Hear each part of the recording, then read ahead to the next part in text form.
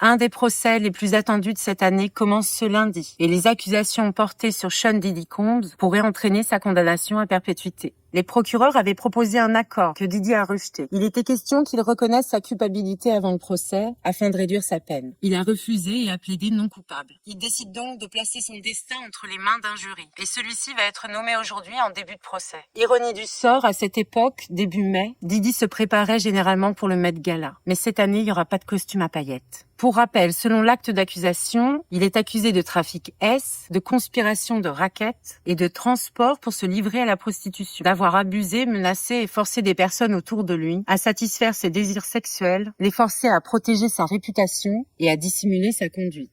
Qui sont les plaignants? Cette affaire fédérale tourne autour de 4 victimes présumées, identifiées dans l'acte d'accusation comme victime 1, victime 2, victime 3 et victime 4. Et elles sont toutes censées témoigner pendant le procès. Elles n'ont pas été nommées publiquement pour l'instant, mais beaucoup pensent que l'une d'elles serait son ex-petite amie, Cassandra Ventura, chanteuse de R&B plus connue sous le nom de Cassie. Dans un procès civil intenté en novembre 2023, Cassie a accusé P. Diddy de V et de violences physiques répétées pendant une décennie. Le procès a été réglé en une journée, sans que Diddy n'admette quoi que ce soit. Mais les allégations de Cassie ont attiré une plus grande attention. Souvenez-vous, après que CNN ait diffusé une vidéo de surveillance datant de 2016, montrant la violence de Diddy. Et le juge de cette affaire pense que cette vidéo peut être présentée au cours du procès comme élément de preuve. Et les avocats de Diddy ont essayé de faire exclure cette vidéo du procès, car soi-disant elle avait été éditée. Qui sont ces avocats? Il faut savoir que les avocats principaux de Diddy ont déjà eu des affaires très médiatisées, comme par exemple Marc-Anthony Anifilo, qui a déjà défendu Keith Raniere, un chef d'une secte, S, et de Dominique Strauss-Kahn.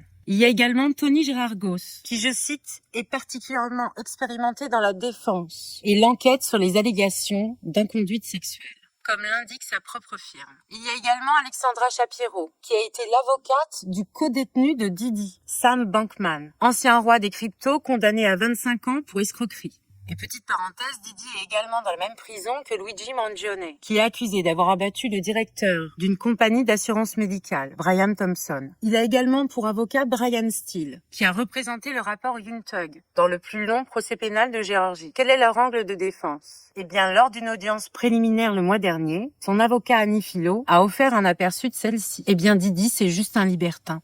Voilà, c'est tout. Il dit juste qu'il est échangiste, il aime faire des trucs olé olé, rien de plus. Et je cite, qu'on doit l'accepter tel quel et qu'on n'a pas le droit de le juger. Bref, ce procès, ça promet. Il devrait durer 8 à 10 semaines. Hélas, le procès ne sera pas télévisé, mais je vous ferai quand même un résumé des audiences.